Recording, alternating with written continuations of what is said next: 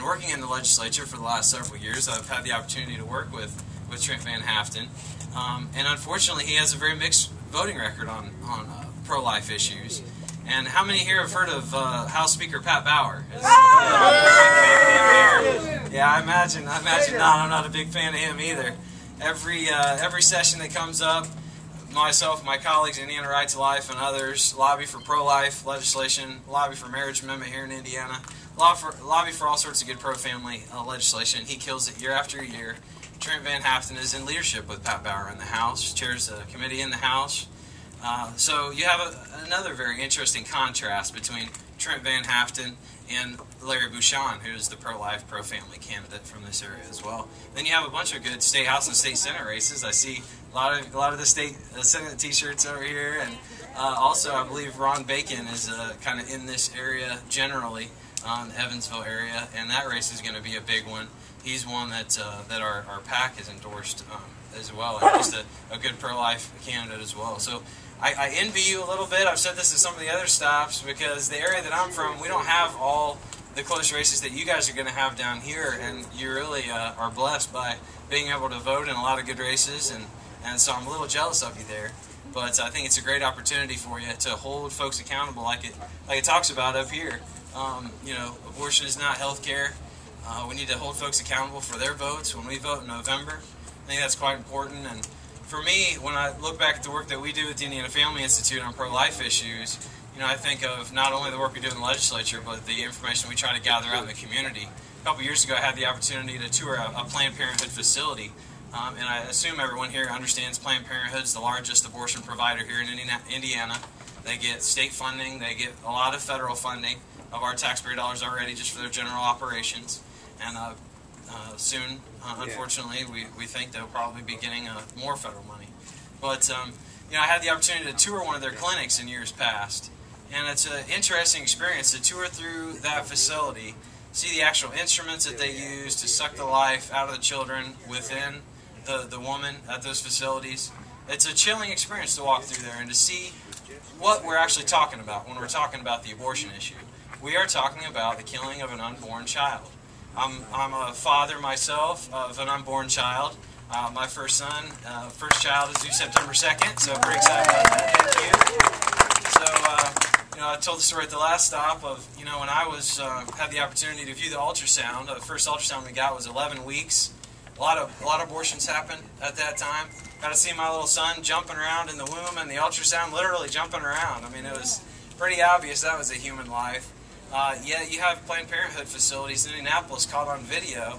If any of you heard of Lila Rose in live-action films, caught on video lying to women and saying the heartbeat doesn't start to 8 weeks, or in some other states they've even said 20 weeks, or when the baby's born, all sorts of different factual inaccuracies, when in fact around 23 days is when the baby's heart starts beating. And so certainly by 11 weeks, when I first saw my son jumping around, he had a pretty strong heartbeat. So it's just interesting to see the folks on the left that talk about medical accuracy and talk about really looking after women and children. Anything but is happening in this state with Planned Parenthood. They're lying to women. They've been caught on video as well, pointing to underage women how to get abortions outside of Indiana. We have a parental consent law here in Indiana. They try to send women to other states that are underage to try to get abortions without parental consent.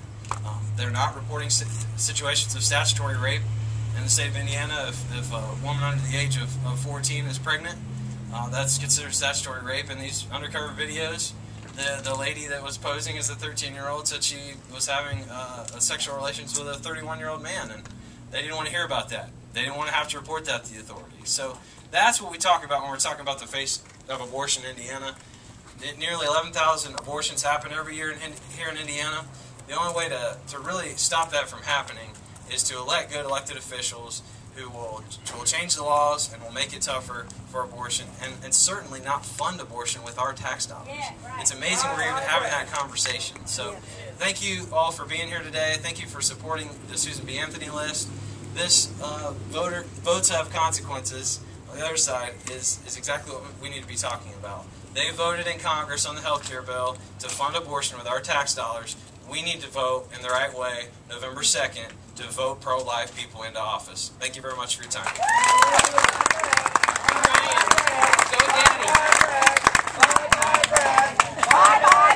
This is good stuff. Good stuff. We have the candidate here today, Jim Tongs, who's running in Senate District 49. Thank you. Appreciate the opportunity to be here. I got to tell you, anybody that can come out here in a 100-degree day and high noon and stand this kind of heat has got some hard bark on them. And I'm glad you're here. I might mention the people that's got the Jim Tom shirts. Those shirts will keep 20 degrees cooler. But anyway, you know, 37 and a half years ago, we had 9 people in black robes that decided to unleash a terrible law in our land. And it's become a stain on our nation's soul. And it's ironic that in all of this time, we've had all kind of organizations that's come along, and they're all about child protection, you know, for the children. And it's amazing how many of them will not stand with us. Some of them should be here today. They will not stand with us. You know, and for a child to enjoy all of the protection and the safety that these organizations want to provide, all they have to do is be not a victim of abortion. That's right. So I look at this irony that we're involved in every day. And I ask myself, and I know that there's a way out of this, folks. Don't let people tell you things can't be done. They can be done. I guarantee they can be done.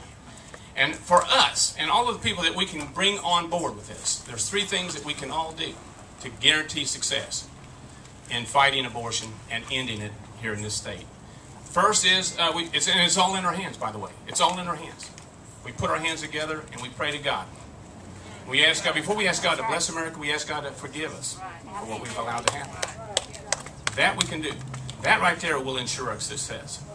Also, we use our hands to vote. Vote for people who are not afraid or timid or shy to stand up for what needs to be said and be willing to do it and say it with conviction in their heart.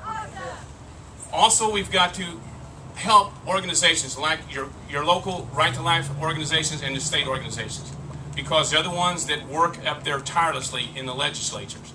These are the things that we can do. These are the things that we can actually do.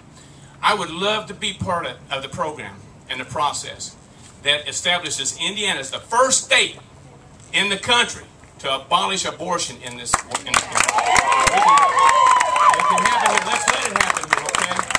I thank you for this moment, and I think probably use up my 3 minutes, but thank you so much for being out here today. God bless us all. Amen.